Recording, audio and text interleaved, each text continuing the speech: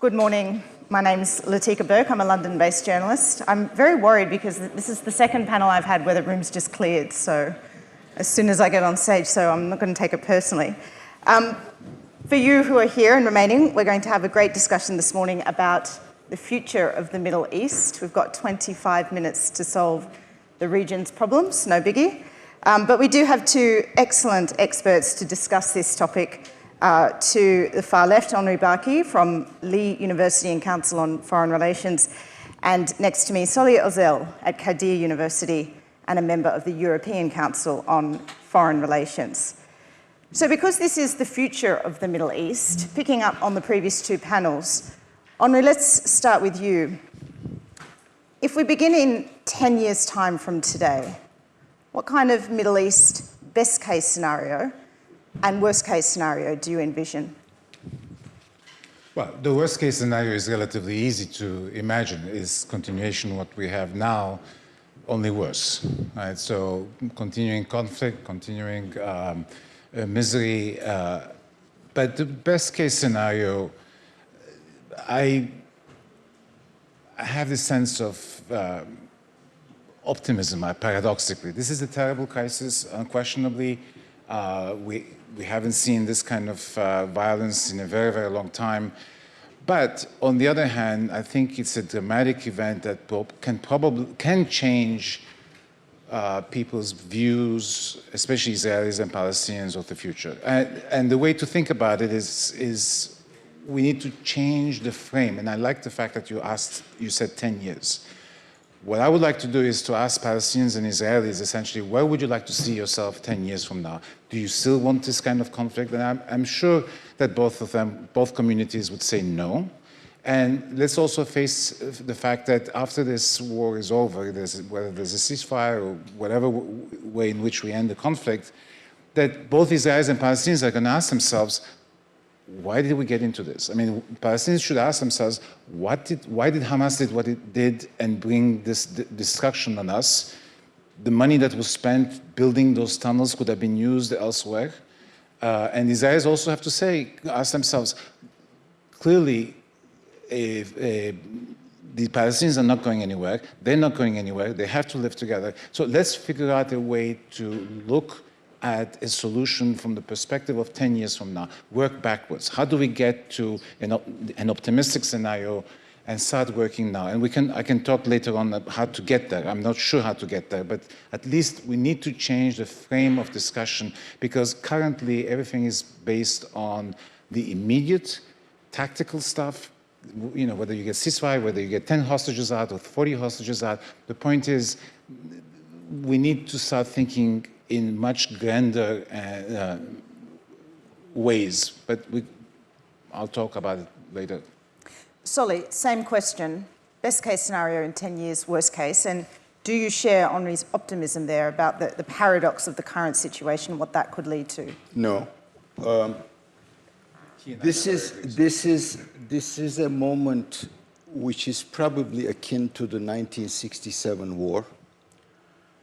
But I don't think anybody on the 11th of June in 1967 could have predicted what had happened 10 years hence. And that this is a major, this war is going to create a major shift, I think is written. I just don't know exactly in which direction it's going to go.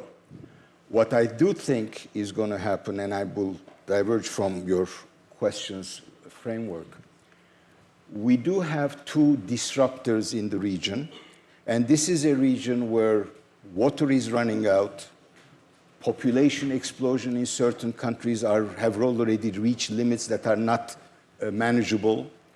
There is a governance problem. There was a governance problem which was at the bottom of the Arab revolts, and none of that had actually been taken care of. So if none of those problems that actually led to one eruption have not been taken care of, sooner or later, whether it will be sooner or later, I have no idea, they will erupt again. Secondly, the region is divided between the Gulfies, who still have the resources and whose economies are attached to the Asian economies, and they try to install themselves in the middle of trade routes, financial routes, and all that, which was also partially the logic of the Abraham Accords. And then you have the older Middle East, where the countries that counted, Iraq, Syria, Egypt, maybe to a certain extent Libya, they are dysfunctional. They cannot work. Now, the previous panel, the Iraqi gentleman, said that, well, we have to make the Middle East a priority of the United States. I really think of, be careful what you wish for. The Middle East was the priority for the United States from 1991 onwards. Look at what it got us. Yeah. I mean, the Iraq war has been a disaster, and I don't really see the Americans having really taken good stock of what they have done there. So that's why we have all these countries that are now have governance problems, that have failed states and all that. When this, at least if we can reach a ceasefire, and we're all, waiting in the next few hours the Iranian response to what the Israelis had done. We'll see how the Israelis will respond to that one. Those two disrupting countries will have to be contained. One way of cohabitation will have to be found. Otherwise, in the next 10 years, we will have all those problems that have been accumulating socially and economically, potentially erupting, and basically no regional order actually in place, because the United States also will not have all the resources necessary to actually keep order in the region. Henri, I want to go back to a point you made about this prospect of peace in 10 years, asking the Palestinian people, what would you like? How did we get here? What did we experience 10 years ago? Are you overly optimistic about a scenario, though, for this? Because we heard from David Petraeus on this stage yesterday, essentially warning Israel against radicalising the next generation of Palestinians. It's very difficult to see the bombardment in Gaza and expect that anything else could happen. So what is the durability of any negotiation that takes place now in the context of the war? Look, what I'm talking a little about is a little pie in the sky, because I don't see the current negotiations or the current way of thinking necessarily bringing about result. What I'm hoping for is somehow to figure out a way to have a bottoms-up process whereby we mobilize populations, not just in Israel, Palestine, obviously once the fighting stops, but also in many, especially in the United States, try to figure out a way to rethink the process. And then, as I said, work backwards. Look, change happens after crises. War is the most important factor in changing things. I mean, World War II changed the world. World War I changed the world in a necessarily in a bad way. But Soli talked about 1967, but look at 1973. I mean, 1973 brought about certain changes. Maybe it was not radical enough, but it was some positive changes. You had a peace treaty between Israel and an Arab country for the first time, right? So people are usually attributed to Churchill that you should never want to waste a good crisis. But in fact, it's not Churchill. The Rahm Emanuel, who used to be Obama's chief of staff, said, you never want a serious crisis to go to waste, and it is an opportunity to do things that you could not do before. So all I'm saying is that we really need to rethink. I mean, it's hard. I mean, if I had a solution, I'll be able to tell you right here now, but we're not thinking in those ways. And Soli is right. I mean, there are enormous pressures on the region, especially the climate and population pressures. But on the other hand, we also do know solutions to that. That is to say, we need more economic activity. We need people to be employed. We need to give a sense of a future to whether 100 million Egyptians and everybody else. And yes, there are also actors, spoilers, who don't want to see those changes take place. But at the end of the day, you have to be able to provide a positive future. Otherwise, we're just going to have war and wars that are going to get worse and worse, and clearly that's not what we want. I do want to come back to some of those trends you've both identified, but sticking with the one we're on, which is polarization. On the Israeli side, we heard the Saudi gentleman talk about this on the previous panel.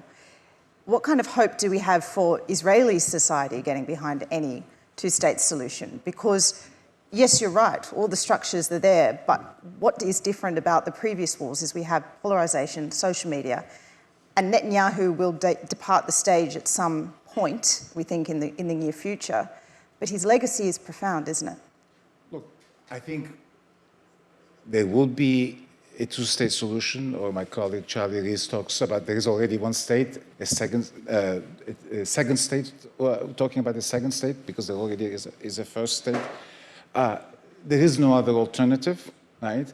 But I think the Israelis also will realize, I mean, look, every single poll shows that Bibi and his coalition is finished, right? So they are desperately trying to hang on to power. You know, leaders do that. Israel in that sense is not unique. And I think when you look at the demonstrations that were taking place before the war and since, the pressure on the Israeli government is enormous. There's a genuinely very strong popular movement that needs more encouragement. That said, even though some people in Israel said, well, it's not the time to talk about a two-state solution, but the moment the war is over, what alternative do you have? Right? Clearly, this government in Israel does not have any idea of what comes next. They have these schemes, but none of them are a solution, right, in terms of to Gaza. And people will realize that. Soli, you said before, be careful what you wish for in terms of US influence in the region. I think we can all safely accept that Jake Sullivan is no accurate crystal ball gazer when he said, I think just a month or so or a week or so before. 3 days. Yes, sorry, you're right, October 7 attacks, that the Middle East was the calmest we'd ever seen. It does seem that the US approach had been, let's just hope nothing happens here in this region and leave it be. Yeah, I mean, yesterday at a dinner, Robert Kaplan also said, you know, everybody thought that the Palestinian issue was over with. That was the, if you will, that's what the Abraham Accords actually codified. And that's the blindness of those who are powerful in looking at sociological realities. Now, I personally had, long before he has become an object of hatred, visceral dislike for Bibi Netanyahu. Why? But because he's Bibi Netanyahu. But to say that Bibi, who is a wonderful scapegoat, is really the reason why we are witnessing what we are witnessing is basically an escapist route. Gantz sits in the war cabinet. Did anyone hear him say that he doesn't want Rafah to be attacked? This is a man who just recently said middle schoolers will have to fight in Gaza, in Judea and Samaria, and in Lebanon. Does this sound like someone who thinks that they have to make a big effort to finally normalize Israel in the region, which was supposed to be, which was the aim of the Zionist fathers, okay? So the war continues with these guys sitting in the war cabinet. Yes, Ben-Gvir and the other guy whose name I can never remember are still sitting there. But you have an Israeli population which at 70% supports what's going on, is not willing to hear the two-state solution, to analyze this crisis as if it's today's crisis is absolutely wrong. I don't see the United States approaching this differently. Tom Friedman in his latest editorial writes that behind the scenes, Jake Sullivan and Blinken, Antony Blinken, actually struck a deal with the Saudis, and if there is a clear path for a Palestinian state, there's going to be a solution. Please tell me who is going to accept that deal in Israel's current political spectrum. I just don't see it. What is the alternative? But to what? If you are of the view that the US influence in the region has been misdirected, wrongly focused, is it that we're opening up for other players to step in? If we had this panel on the 6th of October, I would have said, and Henri alluded to it, that, you know, there is one political power over this phrase, you know, from the river to the sea, and that we were living in a one-state moment, and the one-state solution would actually make itself appear. On the 7th, I think that thought also got dismissed. And since this being the Holy Land, the two-state solution was resurrected. How do you get there is a big problem. The obstacles are numerous, and honestly, if after having taken such a hit, maybe even the Palestinians may not be interested in that. Who is going to broker that? And can the United States be that honest broker which is needed in order to actually drive us towards that end, which is very complicated. It's going to take a long time, but during that long time, you will also have to be able to give the desolate Palestinians something to chew on, and I don't really hear, or I haven't read personally, anything that suggests that you can find that formula in order to actually get to a two-state solution. And by the way, when?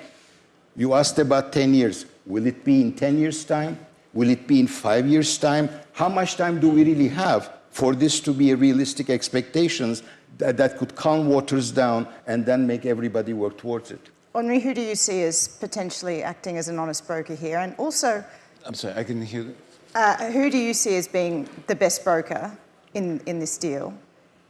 And who upholds Palestinian security? Well, look, we can get stuck in the current situation and remain there. I actually don't think it should be... the United States will always play a role. As somebody in the previous panel said, the United States is the indispensable power. It is the indispensable power. Whether you like it or not, it is the only power that has both the capability and the resources and the willingness to some extent. I mean, you don't see the Chinese taking a real active role in this. You don't see any other country playing a role. The United States is imperfect. We make huge numbers of mistakes. But fundamentally, I don't even think that the United States should be necessarily driving this. I think we need to figure out a way to get the populations on both sides from a bottoms up. Look, I mean, if you're a Palestinian and you've suffered this calamity, you have to ask yourself, if you're living in Gaza, why did I have to go through this? Why did Hamas attack? Why did Hamas bring this on? I mean, clearly, let's face it, Hamas attacks, the Israelis were going to respond. Everybody knew that. Hamas knew that, right? And Hamas hides, you know, built all those tunnels, hides underneath the civilian population. Hamas is not a state, so nobody accuses it of doing war crimes. But that's exactly the definition of a war crime. You don't hide behind civilian populations.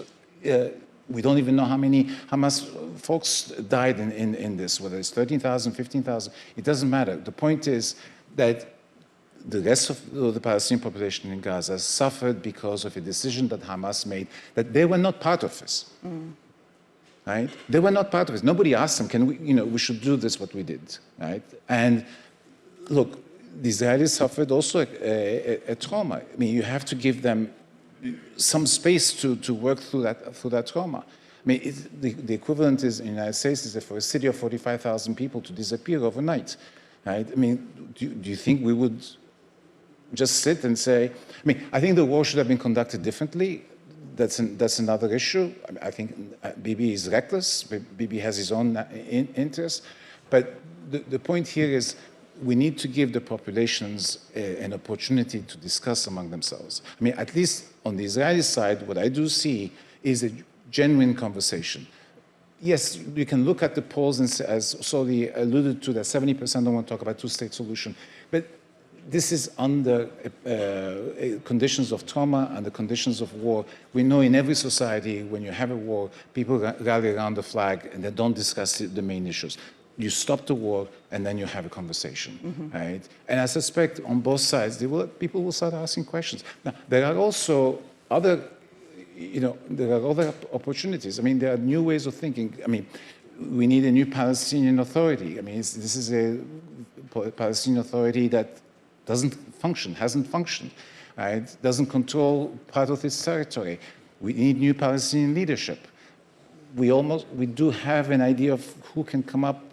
I mean, people talk about Marwan Barghouti being released, and since he's not affiliated with any other corruption or Hamas, or it can be a new start. So there are ways in which we can think about pushing the process forward.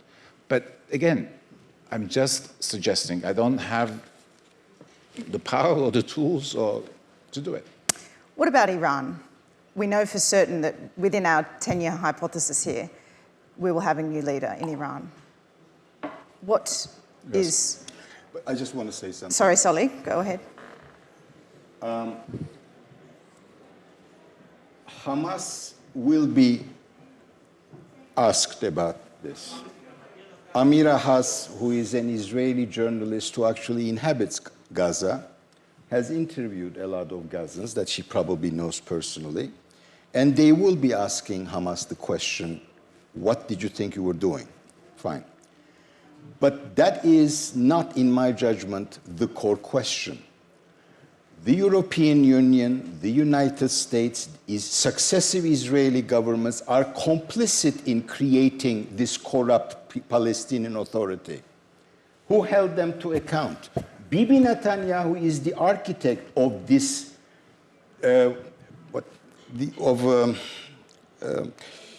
delegitimizing the PA and strengthening Hamas, because he always thought that the Israeli army could deal with Hamas. Are we not supposed to talk about those approaches, again, by all the relevant actors when we actually make an assessment of the current situation?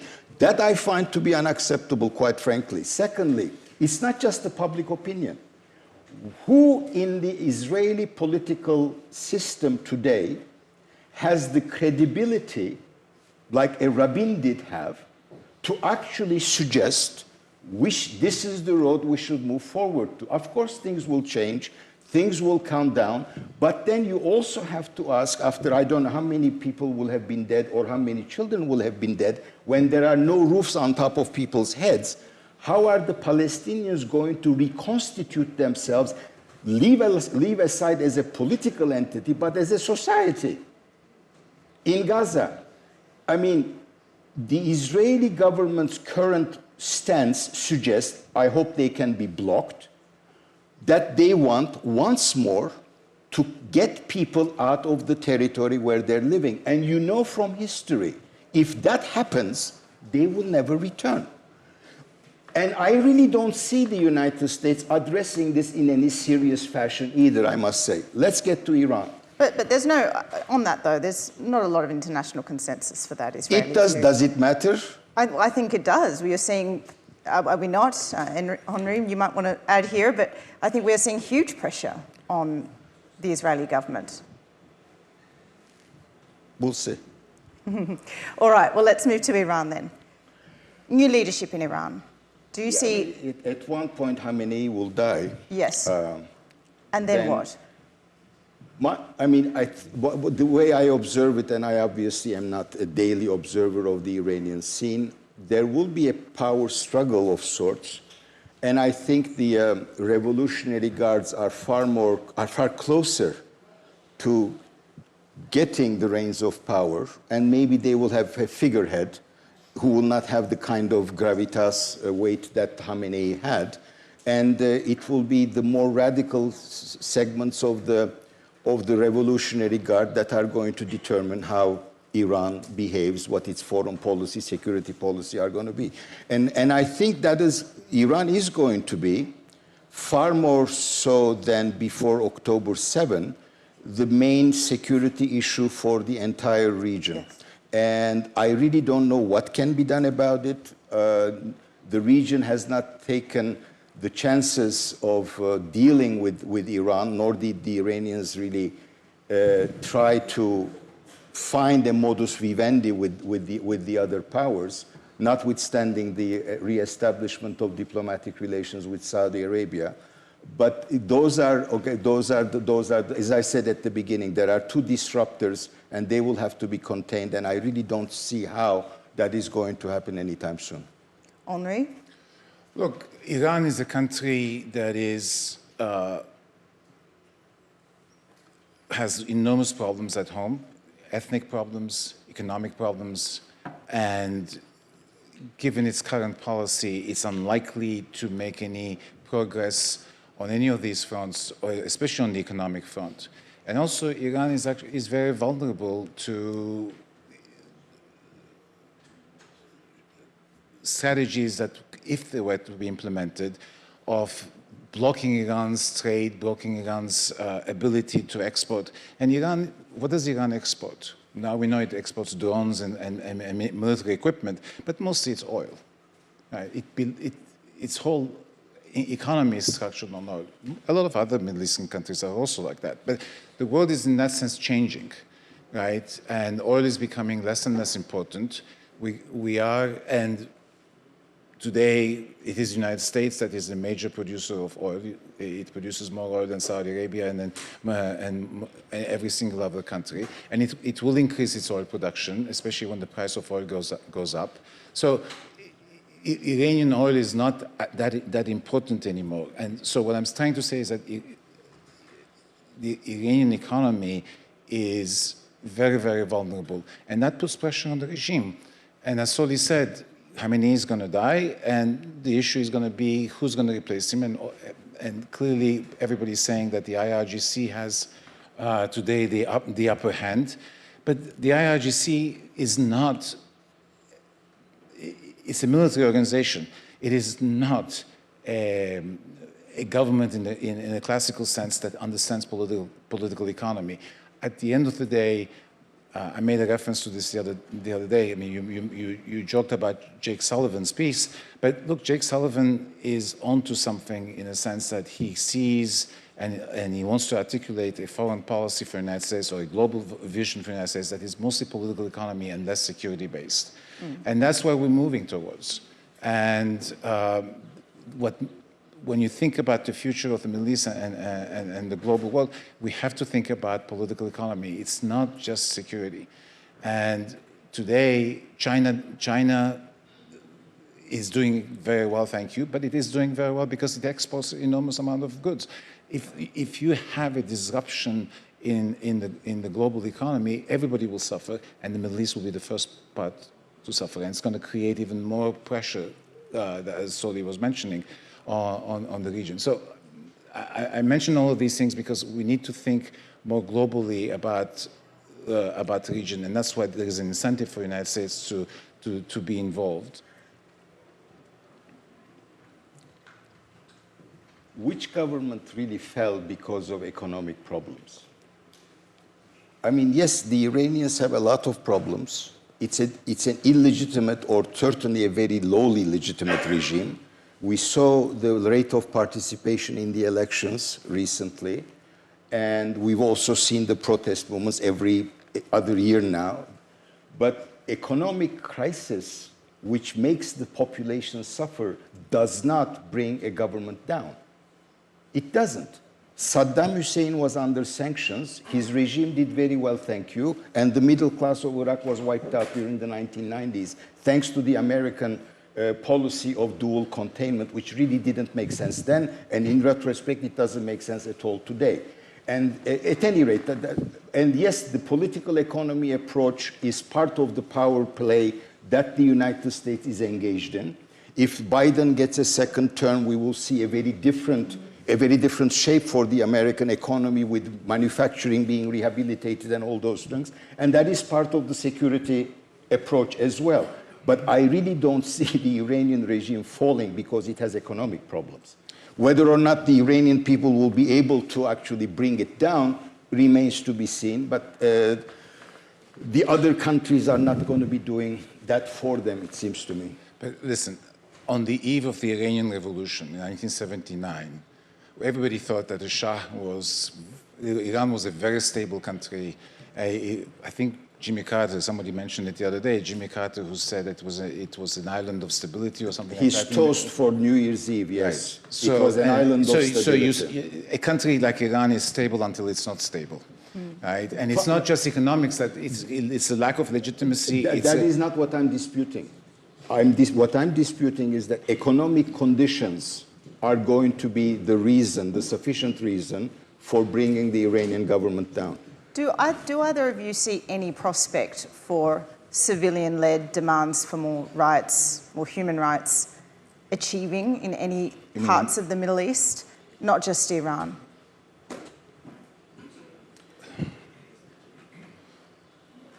I think it depends on the country, it depends on the region of a country. You will see pressures but for the most part, no.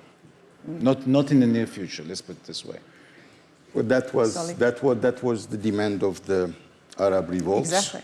They've been suppressed, and the regimes are more brutal today, and the only place where they seem to have succeeded, Tunisia, yes, has reverted back to something that was truly undesirable.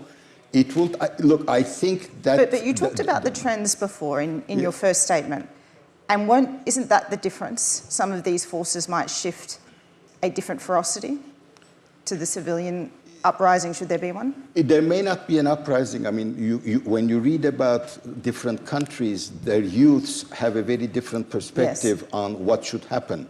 Whether or not they will be able to channel that energy to the political system, whether or not the political system will be responsive to them, those are... I see resistance and I do see the demands for what, yes, you suggest. I just don't see how they will be impacting the political systems, because the elites don't seem to be interested in really recognizing those demands, nor certainly far less even to responding to them. Let's talk about Saudi. I think it's been observed here before that if not for Khashoggi, Saudi would be being hailed as the Singapore of the Middle East, a beacon perhaps. Where do you see Saudi in the next 5 to 10 years? Has it made a rehabilitation where it is politically acceptable for Western governments to be doing military deals with them and turning back to their populations and saying this is a good outcome and good for Middle Eastern security? Look, I answer this question with trepidation because I'm not a Saudi expert. I don't even pretend to be one on television or in movies, but let me put it this way. I mean, there's no question that MBS is one of the few leaders in the region with some vision, and it has quite a clear vision. And Khashoggi aside, as you're right, I mean, if Khashoggi hadn't happened, he would have been in a much different place today. Yes, he's an authoritarian, he's not a democrat, he's not going to become a democrat anytime soon, or ever. But there are authoritarian leaders who can move their societies, and he does understand that between climate change, the decline in demand for oil, that Saudi Arabia has to come up with a different model. In some ways, you have to say he's better than most other leaders in the region. But I think the Saudis, his ability to create new societies in Saudi Arabia or improve conditions inside depends on peace in the region. Right?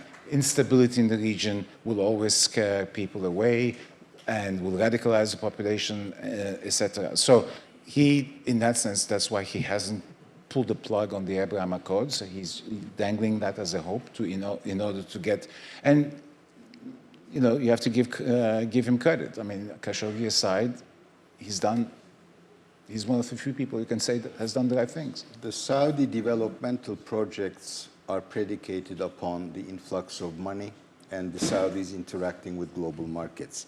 For global market players, I really don't think Khashoggi is significant. Which is why I specifically mentioned governments here. Significant at all. And not business. And the day Joe Biden had to go to Saudi Arabia and then do the fist bump thing, Khashoggi thing was basically out of the... Yeah. Some people may remember it, his colleagues in Washington Post and those who care about such matters. But in terms of how Saudi Arabia is evaluated, it's basically a blip, an unfortunate one for him, but that's it. I mean, look at what Turkey did. I mean, he sent the files to Saudi Arabia. But, you know, the plans for 2030 are not being realized. And the NEOM project has now been limited. So nothing really goes according to plan. So we will just have to see how these things go. On the other hand, of course, I agree with Henri that he is trying to transform the Saudi social scene, definitely, in a very radical fashion. He may be the last Kemalist left in the Middle East, and that it's also happening in Saudi Arabia is actually a very nice irony, I suppose, of history. How it will end, I really have no idea. It will depend on how well they can manage their developmental projects and whether or not markets and conditions in the world will help them. Okay, I just want to say something about the 2030 project. Look, the 2030 plan, so to say, of Saudi Arabia was written a while ago. In between, there have been huge developments that, especially in the field of oil and gas, so you have to adapt. I mean, you're not going to be able to achieve, and in some ways it was kind of very early, very amateurish plan at 2030. But you adapt. You change. You change your goals. You improve them. So but at least there is somebody thinking about all these things. So because of Khashoggi, he's not going to get the Nobel Peace Prize, but he can live with that. And to conclude, it's been quite a gloomy Delphi Economic Forum, not because of the location or the company, but a lot of the subjects we've discussed don't have very happy outcomes. Could you tell me one thing that gives you a bit of optimism about the future of the Middle East?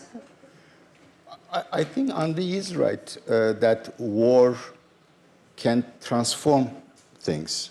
Things that you could not think of before, you begin to think about afterwards because you really have no other options. Yes.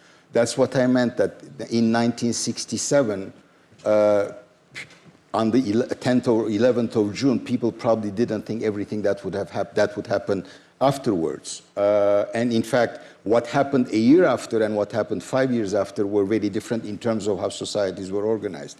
So he may be right that after this calamity, everybody sobers up, and we may actually find ourselves on a path to move in the direction that, I guess, to the extent that it counts, world public opinion wants, and that might actually rehabilitate the credibility of the Western world about its values and principles as well.